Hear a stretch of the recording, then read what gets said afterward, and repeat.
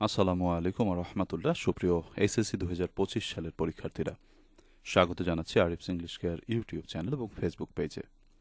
আমরা তোমাদেরকে পরীক্ষার জন্য শেষ মুহূর্তের super short booster suggestions class দিচ্ছিলাম।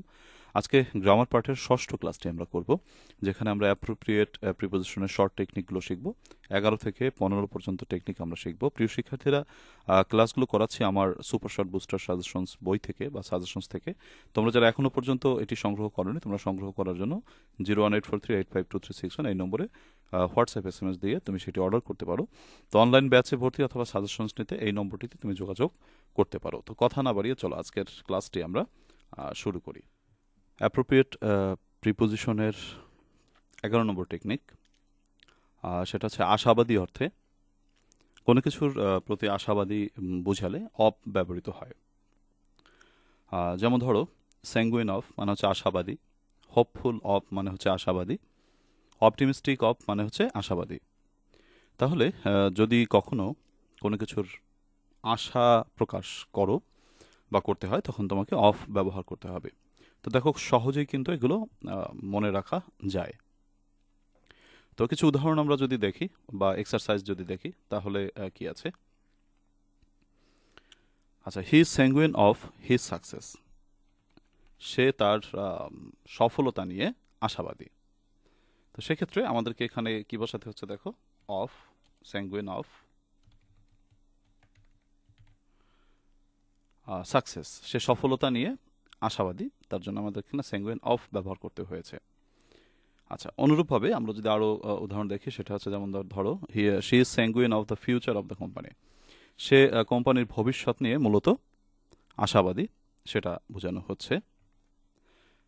We are hopeful of a positive outcome, আমরা একটি ইতিবাচক ফলাফলের জন্য আশাবাদী।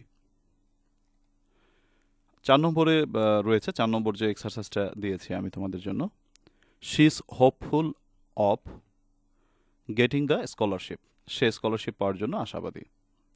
5 নম্বরটা রয়েছে, দেখো, দ্য কোচ ইজ অপটিমিস্টিক, প্রশিক্ষক আশাবাদী রয়েছেন অফ হিজ টিমস পারফরমেন্স, তার টিমের পারফরমেন্সের জন্য তিনি আশাবাদী।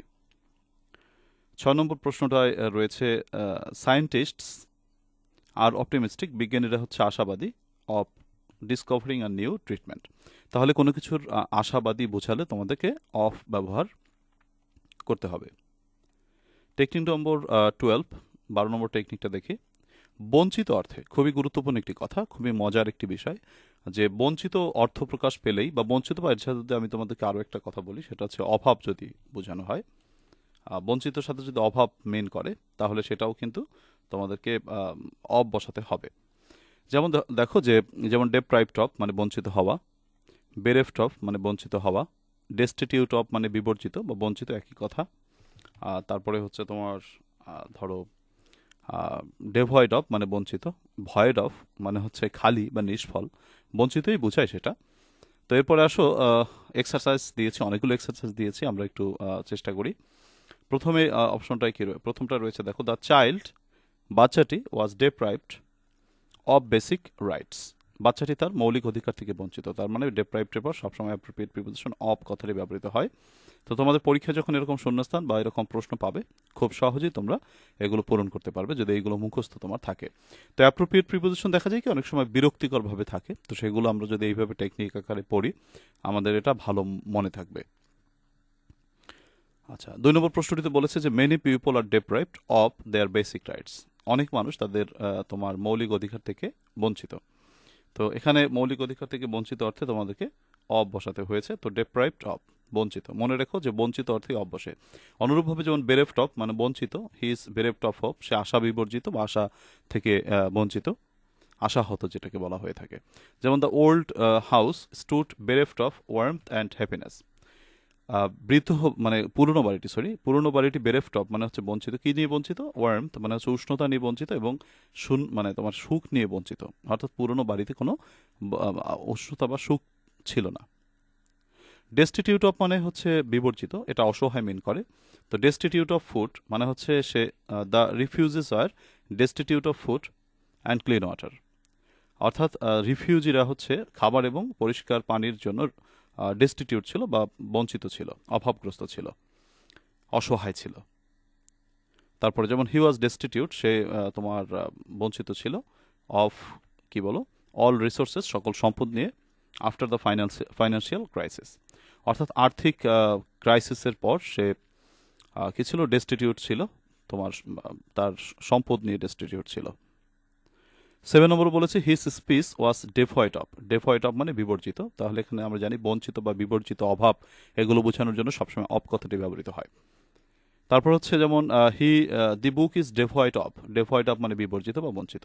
তো অ্যাপ্রোপ্রিয়েট প্রিপোজিশনে যারা দুর্বল রয়েছে, এভাবে শর্ট টেকনিক বা কিছু টেকনিকের মাধ্যমে যদি অ্যাপ্রোপ্রিয়েট প্রিপোজিশনগুলো মুখস্থ রাখো, তাহলে তোমার আশা করি ভালো মনে থাকবে এবং তুমি বেশি ফলপ্রসূ হবে তোমার মানে জার্নি আর কি।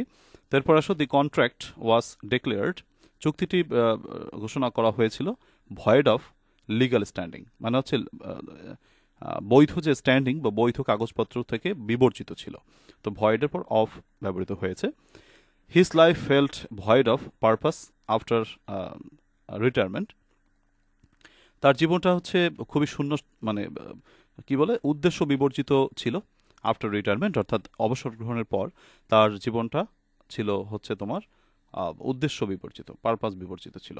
তো এক কথায় হচ্ছে আমাদের বঞ্চিত থাকা অর্থে বা বিবর্জিত থাকা অর্থে অফ কথাটি ব্যবহৃত হয়। কাজেই ডেপ্রাইভড অফ, বেরেভড অফ, তারপর destitute of, devoid of, void of মুখস্থ রাখবে খুব সহজে, এবং এই টেকনিকগুলো রুল আকারে মনে রাখলে তোমরা অ্যাপ্রোপ্রিয়েট প্রিপোজিশনটা খুব সহজে আয়ত্ত করতে পারবে।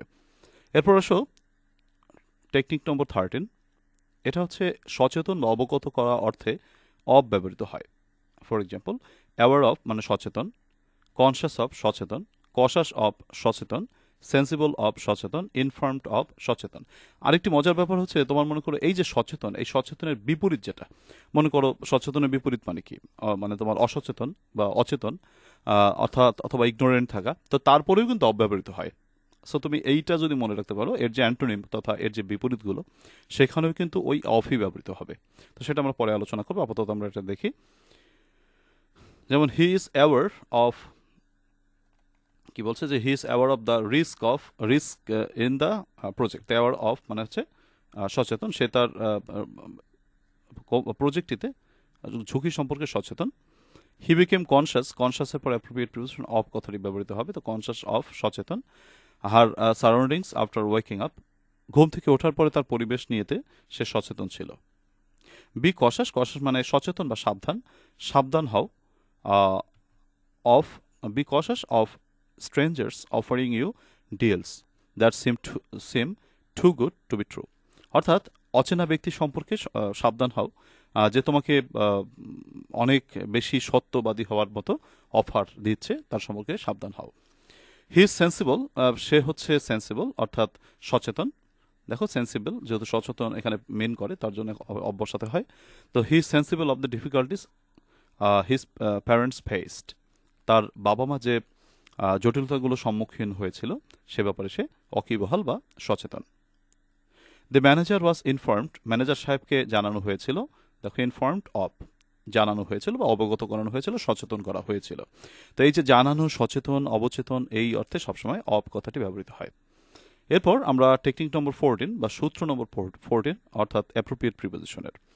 দেখো বিদ্রুপ করা অর্থে সবসময় অ্যাট কথাটি ব্যবহৃত হয়। বিদ্রুপ করা অর্থে সবসময় অ্যাট কথাটি ব্যবহৃত হয়। যেমন লাফ অ্যাট মানে হচ্ছে হাসা বা পরিহাস করা বা কাউকে উপহাস করা।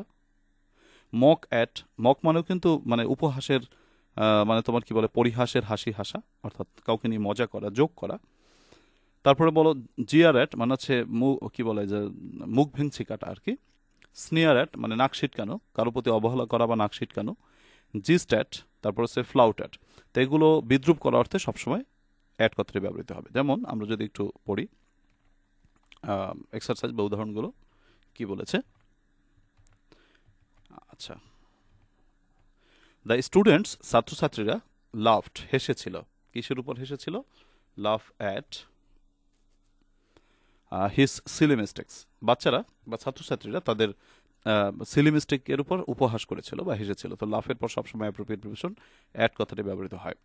যেমন it is rude to mock, এটা হচ্ছে খুবই নিষ্ঠুর কাজ, to mock at someone's accent, কারো উচ্চারণের উপর মক করা বা হচ্ছে উপহাস করা, এটা আসলে নিষ্ঠুর কাজ। দ্য ক্রাউড অর্থাৎ ভিড় বা জনতা, জিয়ার্ড উপহাস করেছিল, at the player who missed the গোল, অর্থাৎ জাস্ট অপমান করেছিল বা উপহাস করেছিল। অ্যাট কথাটি ব্যবহৃত হয়েছে। দেখো, জিয়ার করেছিল কার প্রতি? ওই প্লেয়ারটার প্রতি হু মিসড দ্য গোল, যে গোলটাকে মিস করেছে তাকে জিয়ার করেছিল, অর্থাৎ তাকে উপহাস করেছিল। 4 নম্বর, হি অলওয়েজ স্নিয়ার্স, সে সবসময় নাক ছিটকায়। তো দেখো, স্নিয়ার্স এর পর অ্যাপ্রোপ্রিয়েট প্রিপোজিশন অ্যাট কথাটি বসবে, এর অর্থ হচ্ছে নাক ছিটকানো। He always sneers at people who don't share his opinions, যে তার অপিনিয়নকে শেয়ার করে না তার প্রতি সে সবসময় নাক ছিটকায়।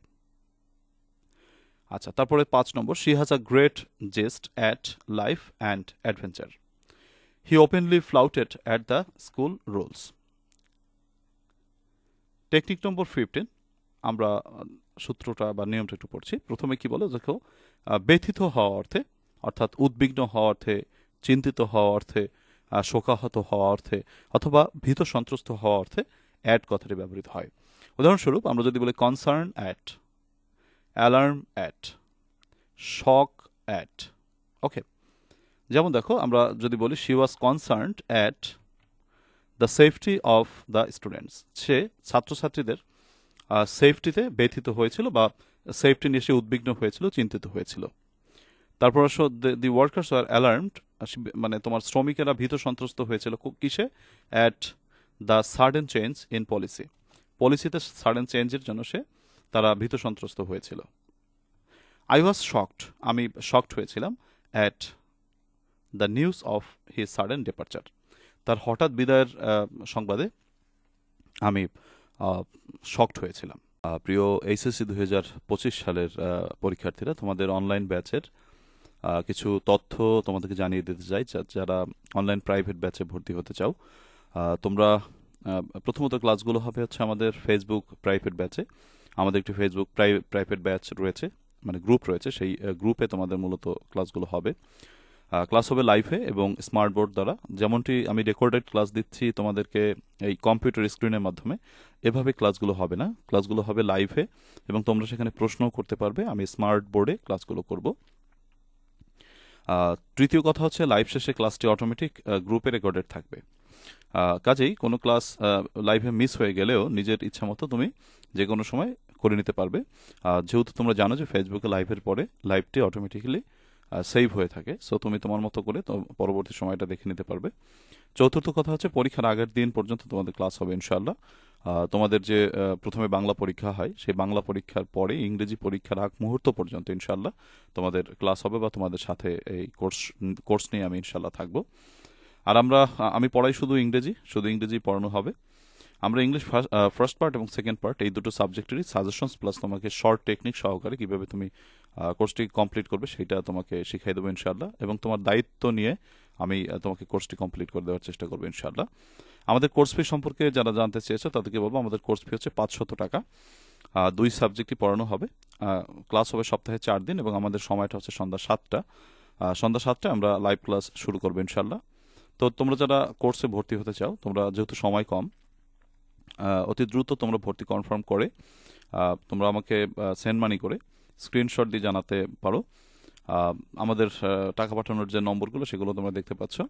তবে সবাইকে বলবো যে তোমরা ভর্তি হওয়ার আগে বা টাকা পাঠানোর আগে আমার সাথে একটু পার্সোনালি যোগাযোগ করে নিও, তাহলে খুব ভালো হয়।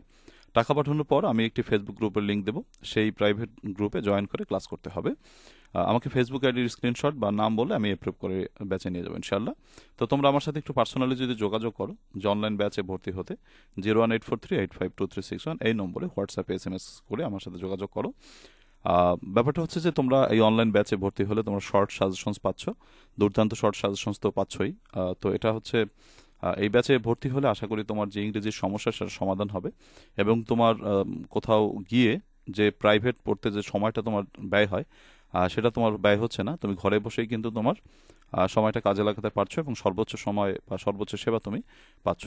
তো সুপ্রিয় শিক্ষার্থীরা, তোমরা যারা এতক্ষণ পর্যন্ত ক্লাসটি দেখেছো সকলকে ধন্যবাদ জানাই। তোমাদের কাছে আন্তরিক অনুরোধ হচ্ছে তোমরা ক্লাসটিকে একটু শেয়ার করে দিও বিভিন্ন গ্রুপে বা বিভিন্ন জায়গায়, বা তোমার বন্ধুকে একটু মেনশন দিও। আর হচ্ছে যারা ইউটিউব থেকে দেখছো তারা একটু নতুন হয়ে থাকলে চ্যানেলটিকে সাবস্ক্রাইব করে রাখো, যাতে করে পরবর্তী ক্লাসটি তুমি মিস না করো। এবং ফেসবুক থেকে দেখলে ফেসবুক পেজটিকে ফলো দিয়ে রেখো। আল্লাহ তাআলা সকলকে অনেক অনেক ভালো রাখুক এবং তোমাদের পরীক্ষার প্রস্তুতি অত্যন্ত সুন্দর হোক, সেই শুভকামনা রেখে আজকের ক্লাস থেকে বিদায় নিচ্ছি। আল্লাহ হাফেজ।